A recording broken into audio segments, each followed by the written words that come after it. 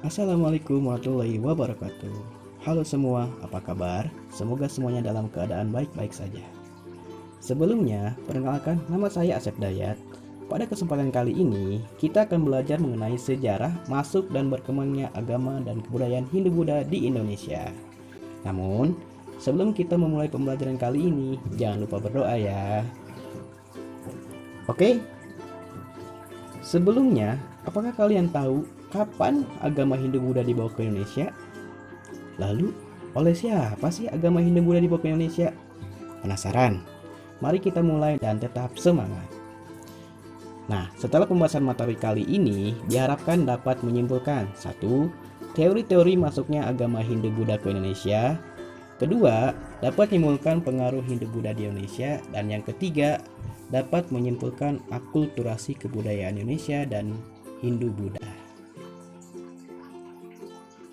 Indonesia merupakan negara kepulauan yang letaknya sangat strategis, yaitu terletak di antara dua benua, Asia dan Australia, dan dua samudra, Hindia dan Pasifik, di mana daerah ini merupakan daerah persimpangan lalu lintas perdagangan dunia. Pada abad 1 Masehi, jalur perdagangan tidak lagi hanya melewati jalur darat atau jalur sutra, akan tetapi mulai beralih ke jalur laut.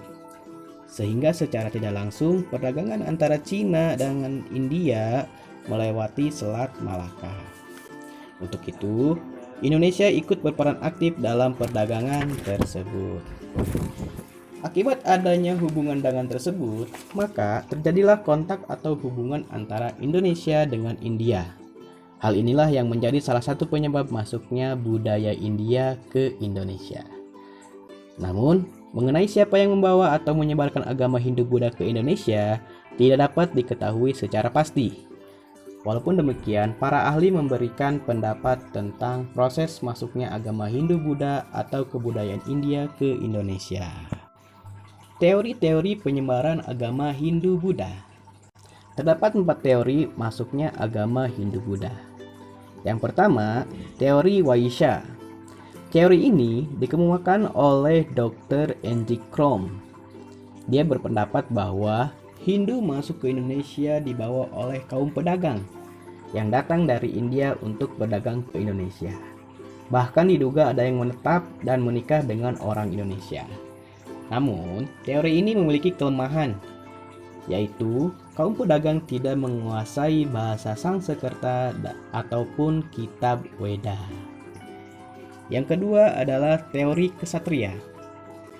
Teori ini diutarakan oleh Profesor Dr. Insinyur J.L. Munz. Dia berpendapat bahwa yang membawa agama Hindu ke Indonesia adalah kaum kesatria atau golongan prajurit.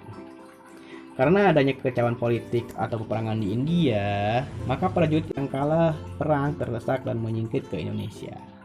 Bahkan diduga mendirikan kerajaan di Indonesia.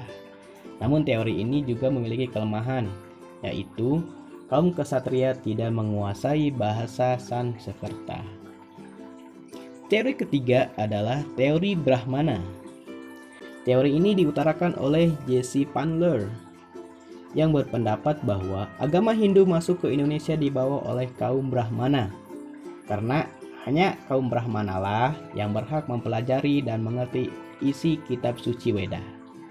Kedatangan kaum Brahmana diduga karena undangan penguasa atau kepala suku di Indonesia, atau memang sengaja datang untuk menyebarkan agama Hindu ke Indonesia. Namun, kelemahan dari teori ini adalah bahwasanya kaum Brahmana memiliki satu pantangan yang membuat mereka tidak boleh menyeberangi lautan.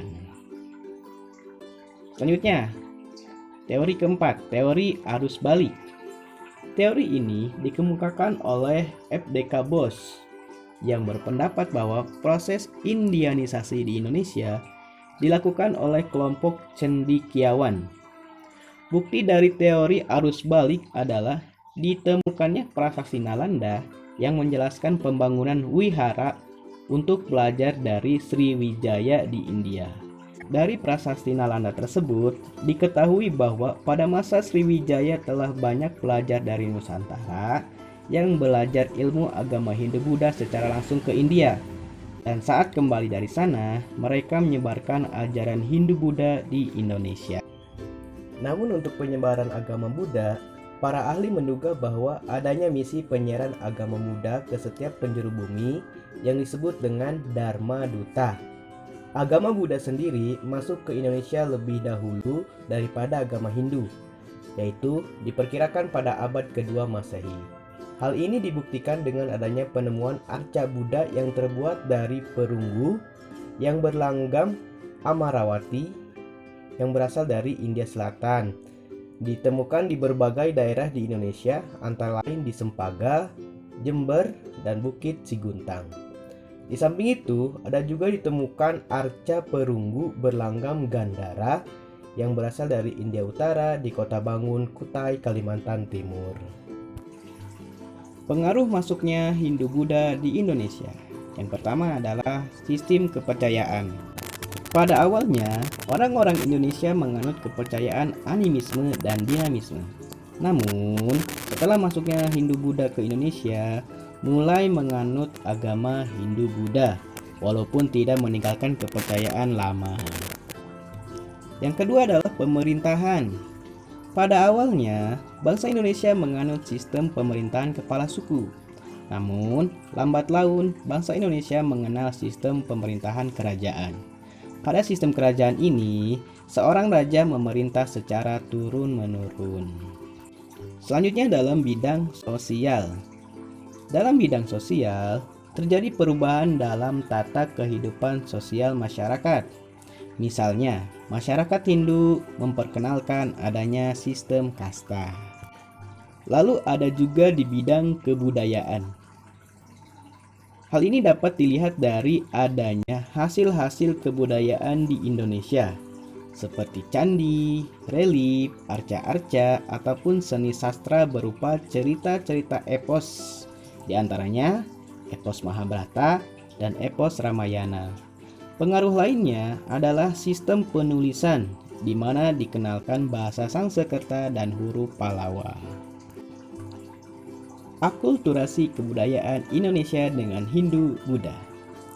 Akulturasi kebudayaan merupakan perpaduan antara dua kebudayaan yang bergabung menjadi satu, dengan berlangsung secara damai dan serasi. Nah, dalam akulturasi ini tidak menghilangkan unsur-unsur asli dari kebudayaan itu.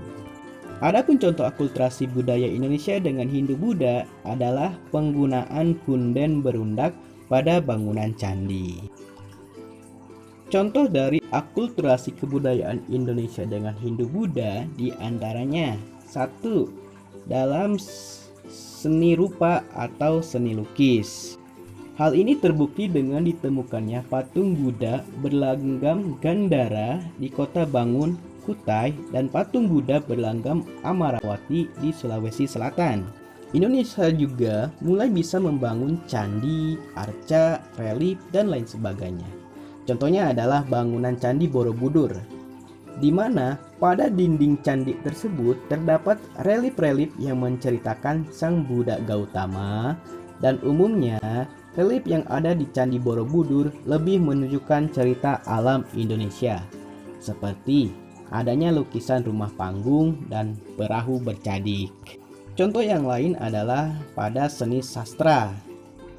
Pada seni sastra, orang Indonesia mulai mengenal bahasa Sanskerta dan huruf Pallawa. Hal ini dapat dibuktikan dengan ditemukannya prasasti-prasasti di Indonesia, yang mana prasasti tersebut menggunakan bahasa Sanskerta dan huruf Pallawa. Selain prasasti, ada juga karya epos India, misalnya cerita Bharatayuda yang berisi tentang peperangan antara keluarga Pandawa dan Kurawa, yang kemudian diubah oleh Empu Sedah dan Empu Panuluh menjadi simbol kemenangan Kediri atas Jenggala.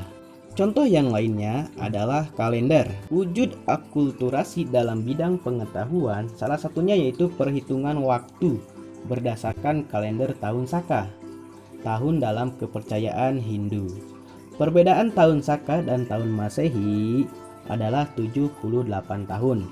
Sebagai contoh, misalkan tahun Saka 654 tahun, maka tahun Masehinya 654 ditambah 78 sama dengan 732 Masehi. Di samping adanya pengetahuan tentang tahun Saka, juga ditemukan perhitungan tahun Saka menggunakan candra sengkala, yaitu susunan kalimat atau gambar yang dapat dibaca sebagai angka. Salah satu contohnya adalah kalimat sirna ilang kertaning bumi.